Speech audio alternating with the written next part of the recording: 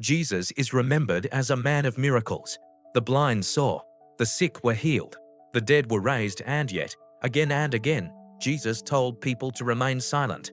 He healed, and then said, "Tell no one." He revealed power, and then withdrew into solitude. He amazed crowds, and then disappeared into the mountains. Why? If miracles were the proof of his identity, why hide them? If power was available, why refuse it?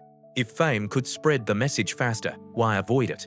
To understand this, we must leave behind modern assumptions and return to the world Jesus lived in, a world under occupation, a world hungry for signs, a world desperate for rescue. First-century Judea was not waiting for a teacher. It was waiting for a conqueror. Rome ruled with iron discipline. Taxes were heavy. Soldiers were everywhere. Crucifixions were public warnings. The people longed for a Messiah, but not a spiritual one. They expected a king, a warrior, a man who would overthrow Rome and restore Israel by force. Into this world stepped Jesus of Nazareth, and almost immediately, expectations clashed with reality. Jesus healed the sick, but he did not organize an army. He fed the hungry, but he did not seize power.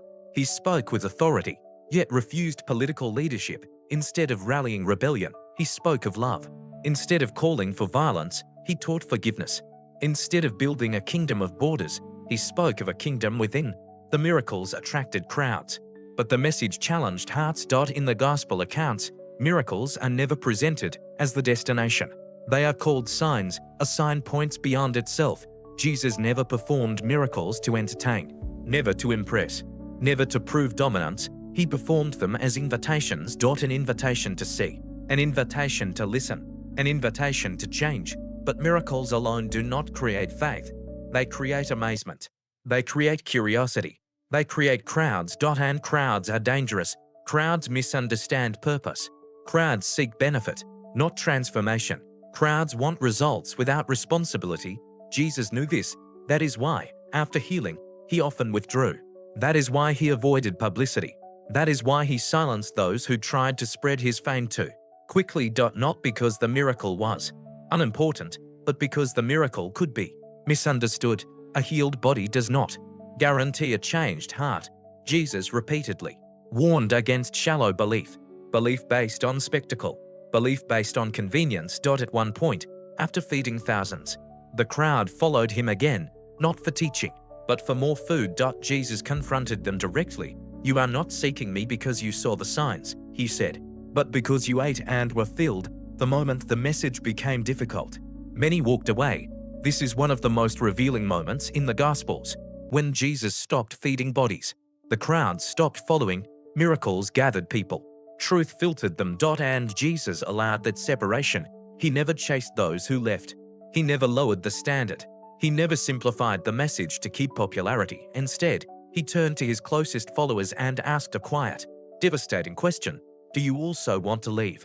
This was not the behavior of a man seeking fame. It was the behavior of someone seeking something far deeper. Jesus was not building a movement. He was forming disciples, and discipleship requires more than amazement. It requires surrender. This is why Jesus often spoke in parables, stories that revealed truth to those who listened deeply and concealed it from those seeking quick answers. He once explained this directly: "Seeing, they do not say; hearing, they do not hear." Truth, for Jesus, was not forced. It was invited. Those who were hungry for meaning would lean in. Those who wanted entertainment would walk away. Silence played a crucial role in this process. Jesus frequently withdrew to lonely places. He prayed at night. He avoided constant exposure. In a world of noise, he chose stillness. Silence prevented distortion. Silence protected timing. Silence guarded the mission. If Jesus had openly declared himself king, Rome would have acted immediately. If he had embraced political power, his message would have been reduced to rebellion. Rome had dealt with messianic figures before. They were crushed swiftly and violently. Jesus knew this, but more importantly, he knew that force could never accomplish what he came to do. You can overthrow a government with violence. You cannot transform the human heart that way. Jesus did not come to replace one empire with another. He came to redefine power itself. In his teachings, power was inverted. The greatest was the servant. The first was the last. The strong were those who loved. This was revolutionary and deeply threatening. not to Rome alone, but to every system built on dominance. As Jesus approached Jerusalem, expectations rose again. Crowds welcomed him. Palms were waved. Hopes were reignited. Surely now he would act. But instead of taking the throne, he entered the temple and disrupted corruption. Instead of calling armies, he spoke of sacrifice. Instead of seizing power, he prepared for death. When arrested, he did not resist. When accused, he often remained silent. When mocked, he did not defend himself. This silence was not weakness. It was purpose. At the cross, all expectations collapsed. There was no miracle, no escape, no divine intervention, only surrender. For those watching, this was failure. For Jesus, it was fulfillment. The greatest act of power was restraint. The greatest victory was love. The greatest miracle was transformation through sacrifice. Even then, Jesus did not force belief. Some mocked, some doubted, some walked away, others stayed. After the resurrection, the pattern remained the same. Jesus appeared selectively, privately, quietly. He did not present himself to Rome. He did not demand recognition. Faith was still an invitation. 2,000 years later, the same tension exists. We live in a world of noise, of spectacle, of instant gratification. We want power. We want proof. We want results now. Jesus offers something slower, deeper, more demanding. Not a show, but a path. Not control, but surrender. Not admiration, but transformation. This is why his message remains challenging. It does not flatter. It does not entertain. It does not bend to culture. It asks something costly. To love when hatred is easier.